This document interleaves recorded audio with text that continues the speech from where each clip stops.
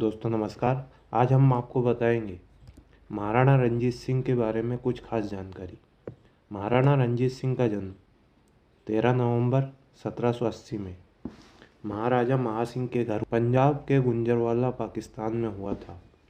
वह इनकी माता का नाम राजकौर था। इनके पुत्र खड़क सिंह, ईसर सिंह, शेर सिंह, तारा सिंह, कश्मीरा सिंह, पेशौरा सिंह, मुल्ताना सिंह व दिलीप सिंह थे। इन्होंने 12 अप्रैल 1801 से 27 जून 1839 तक शासन किया। छोटी सी उम्र में चेचक की वजह से महाराणा रंजीत सिंह की एक आंख की रोशनी चली गई थी। जब वे 12 साल के थे तभी उनके पिता की मृत्यु हो गई थी और राजपाट का सारा बोझ उन्हीं के कंधों पर आ गया था।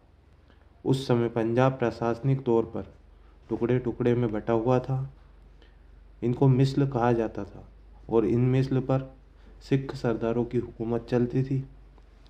रंजीत सिंह के पिता महासिंह मिस्ल के कमांडर थे, जिसका मुख्यालय गुंजरवाला में था। महाराजा रंजीत सिंह ने अन्य मिस्ल के सरदारों को हराकर अपने सैन्य अभियान की शुरुआत की। 7 जुलाई 1799 को उन्होंने पहली जीत हासिल की।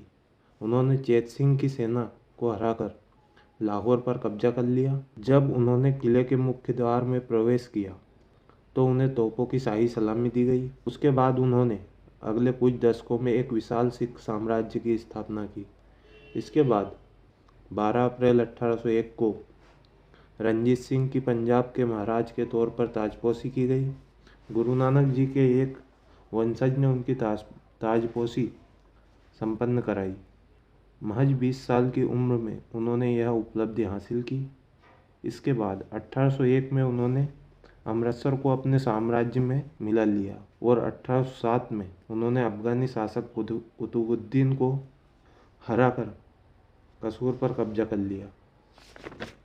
रंजीत सिंह ने अपनी सेना के साथ आक्रमण कर 1818 में मुल्तान और 1819 में कश्मीर पर कब्जा कर उसे भी सिख साम्राज्य का हिस्सा बना लिया। महाराजा रंजीत सिंह ने अफगानों के खिलाफ कई लड़ाइयाँ लड़ी और उन्हें पश्चिमी पंजाब की ओर खदेड़ दिया।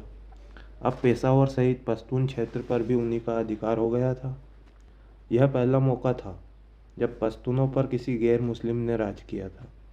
अफगानों और सिखों के बीच 1813 से 1837 के बीच कई युद्ध हुए। 1837 में जमरूद का युद्ध उनके बीच आखिरी भिड़ंत थी। इस भिड़ंत में रंजीत सिंह के एक बेहतरीन सिपाहसालार हरि सिंह नलवा की मौत हो जाती है। इस युद्ध में कुछ सामरिक कारणों से अफगानों को बढ़त हासिल हुई और उन्होंने काबुल पर वापस कब्जा कर लिया। उन्होंने पहली आधुनिक भारतीय सेना सिख खालसा सेना गठित की। उनकी सरपरस्ती में पंजाब अब शक्तिशाली सूबा था। इसी ताकतवर सेना ने लंबे अरसे तक ब्रिटेन को पंजाब हड़पने से रोके रखा।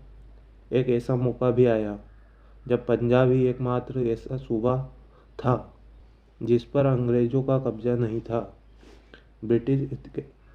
ब्रिटिश इतिहासकार J.T. व्हीलर ने लिखा कि अगर वह एक पीढ़ी पुराने होते तो पूरे हिंदुस्तान को ही फतेह कर लेते।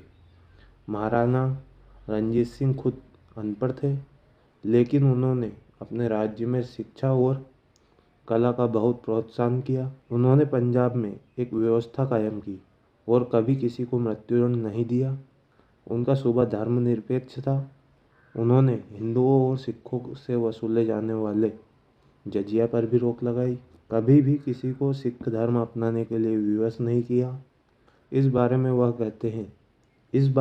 कहते थे, भगवान ने मुझे एक आँख दी है, इसलिए उससे सब दिखने वाले हिंदू, मुस्लिम, सिख, ईसाई, अमीर, गरीब मुझे सभी बराबर दिखते हैं।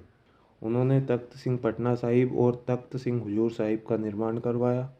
साथ ही उन्होंने अमृतसर के हरमंदिर साहिब गुरुद्वारे में संगमरमर लगवाया और सोना मढ़वाया। तभी से उसे स्वर्ण मंदिर कहा जाने लगा। दशकों तक शासन के बाद रंजीत सिंह का 27 जून 1839 को निधन हो गया।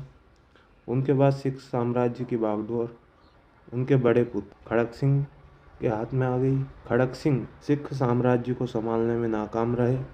शासन की कमियों और आपसी लड़ाई की वजह से सिख साम्राज्य का पतन शुरू हो गया। सिख और अंग्रेजों के बीच हुए 1845 के युद्ध के बाद महान सिख साम्राज्य पर अंग्रेजों का कब्जा हो गया।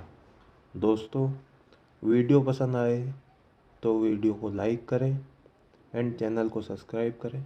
धन्यवाद।